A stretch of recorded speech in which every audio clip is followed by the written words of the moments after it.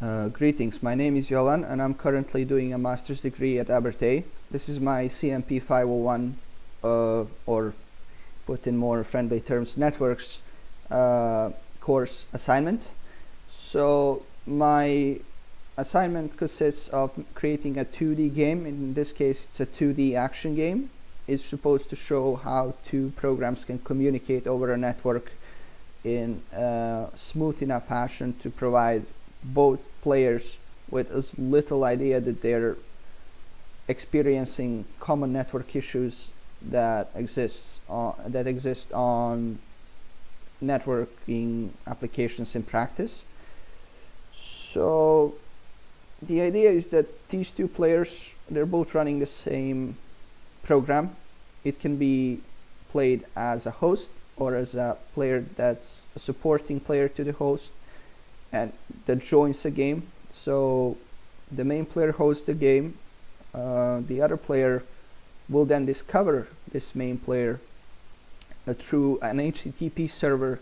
It's a middleman that's aware of all the players that are currently hosting games. So every 10 seconds the list will refresh. The joining players will be able to see a list. In this case has only one game, but it is a list of currently available hosts. So the joining player will then decide to join a game and the game will begin. The goal is to destroy all of the enemy machines. That is the victory condition. The defeat condition is being hit by 4 machines, which would cause the player to die, and that is the end of the game. So all of these conditions are being checked on the main player's side. All of it is being simulated on the joining player's side. What I mean by that is that no matter what happens on the host side is absolute. In this case, we do not have a server. This game uses a peer-to-peer connection, which means that there is no impartial server that decides everything that's happening in both games. But in this case, the main player, or the host, is the one with more power and more responsibility. So responsibility to check for victory conditions, for defeat conditions, for the state of the network, although both of them are trying to be aware whether the other player is currently connected or not and how good or bad the connection is. So, the reason that the supporting player is always trying to simulate everything that's happening on the other player's side is to preserve bandwidth and battery power on mobile devices in case the games are made for mobile devices. So what happens is that whatever's happening on both sides has to be acknowledged by both sides. It has to be something that's available and something that they both know about in order to have this smooth experience that both sides see the same picture. That can be done in several ways, but the way I'm using is called dead reckoning, in which both sides of the simulation know the rules of the simulation and simply things that can change, such as player inputs, are being sent. So it only sends messages when something changes in the way the players behave, such as this left, right, up, down, or shooting movements, or for the supporting player, rotating around the main player, pushing the enemies like this, or hacking an enemy. You will see that this one enemy here has stopped. This is the first enemy that was hacked.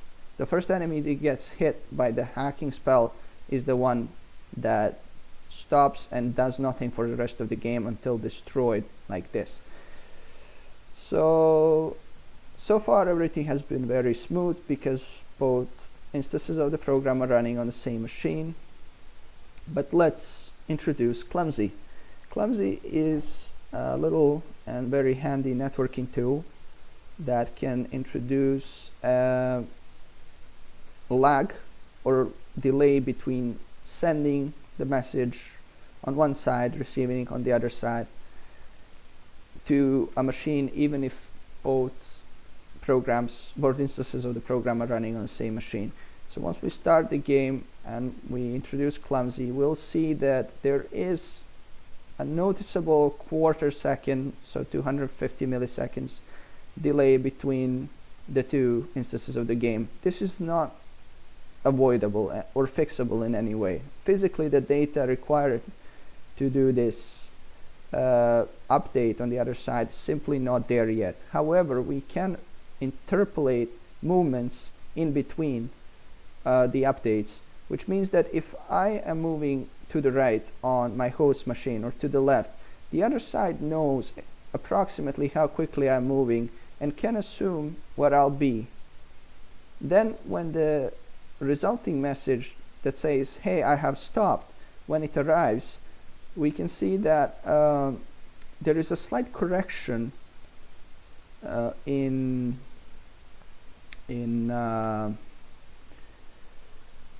the movement of the player at the very end that makes sure that the final position of the player on both sides is the same. Now, one thing that can happen, because the robots on the other side of the game, on the other instance of the game, are not really aware in time where I'm moving, is that their positions can vary, because the way they move is they always move after the player. So let's say that we had a big delay and this robot got stuck somewhere. So instead of being stuck in the wall, maybe I have moved here quickly but more slowly on the other machine. This robot could get stuck at a corner for a little while longer. There'll be a slight change in the direction of its movement, and this over a long period of time, despite the best efforts to simulate the game, will cause discrepancies in the movement of robots, and therefore in the state of the game there'll be an inconsistency. So every now and then, in my case I've chosen a 1 second interval, all of the living active robots from the host are collected, their positions are sent to the client, and the client is made aware of their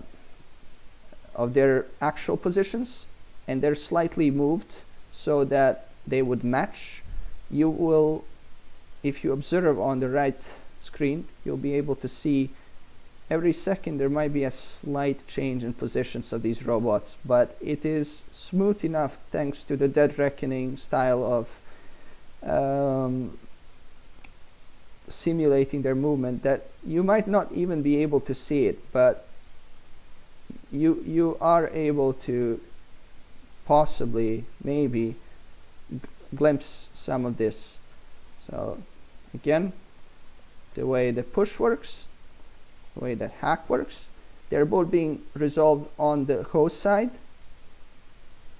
and not on the client side. Same as victory conditions, so the victory will always come first on the host, and then the message will be sent to the client, and then the client will be aware, hey, I won. Similarly, the state of dead enemies, there's a list being updated, and the state of dead enemies is being first decided on the hosting machine, and then it's being notified so to the supporting players. The support player simply has a mirage, and everything that's happening on his screen, as you will see the flickering enemies being shot and similar, all of that is a result of the simulation running. So yes, they might seem dead in this, but until the host says the enemy is at X and Y position, or the enemy is dead or alive, nothing is true. However, it gives a very good approximation of what's going on, and so the supporting player can always assist the main player in their best ability to win the game. One thing that has been handled extra was in case that one of the players was to disconnect, which is always a possibility. This can be simulated by dropping all of the packages between them if you want. So all of the packages here we have been defeated on the host, but I've set the option to drop all of the packages, which acts as no connection pretty much. So there is a system between the two players that makes sure that they're aware if the other player has disconnected. The disconnect of this type will always result in a defeat. However, in the console that runs with the game that's not being currently filmed, there is a message that the defeat has been caused by a disconnection.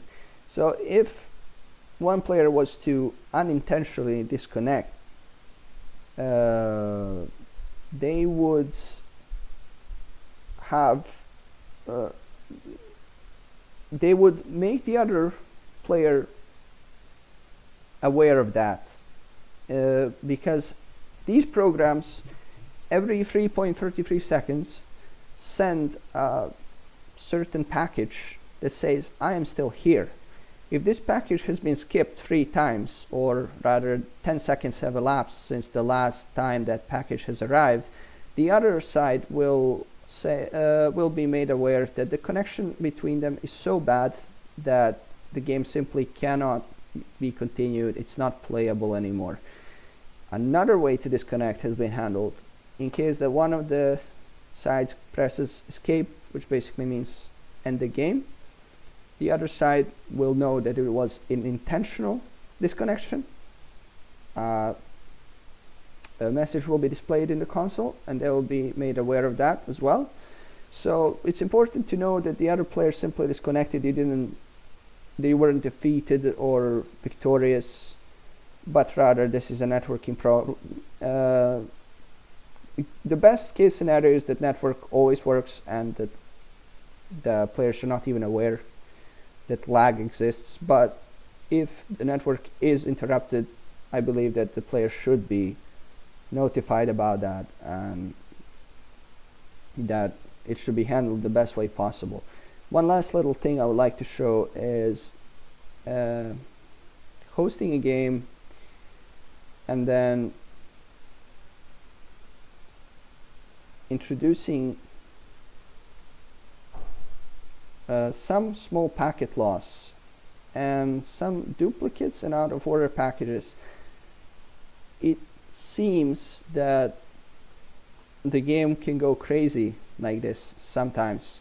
However, I would say that these are very, very bad conditions, and 5% packet loss, 5% duplicate messages, and 5% out of order messages are actually pretty extreme and unlikely to happen, and yet the game seems to be running quite well. You can see that sometimes the player overshoots. The reason for that is because the packages that stop moving has not arrived, but the next package that did arrive will make sure that the player is interpolated back to the position where it's at, and that the state of the game is preserved as much as possible. Some inconsistency in enemy movement is handled pretty well by letting the host decide whether or not the game was won or lost, because the host has the authority and the true state of the game. Therefore, if on the client screen there is a problem, you might think you've lost, but it's actual winning or losing conditions are not being actually broken by the network. So even if the network becomes so bad that the state of the game cannot be maintained properly on both sides, we still will not win or lose a game simply because, say, on the client side there was an intersection between the player and the 4 enemies. So game will still in the most crucial aspects of the game, and the most important most important pieces of data will still be calculated on the owning side, on the host, and will attempt to be as consistent as possible, so the players do not feel bad because they think that I've lost the game for technical difficulties. This is never a good thing. I've just shown that both instances of the game can be both the client side and the host side, which is a nice thing. There's no reason to have two different programs. And just for the end, this is the defeat screen. Both sides are being notified accordingly. So spectating a game was something that I planned to introduce, but sadly there was no time, and with that I'll withdraw from the game and turn off Clumsy. Thank you for listening. I hope that was as clear as possible.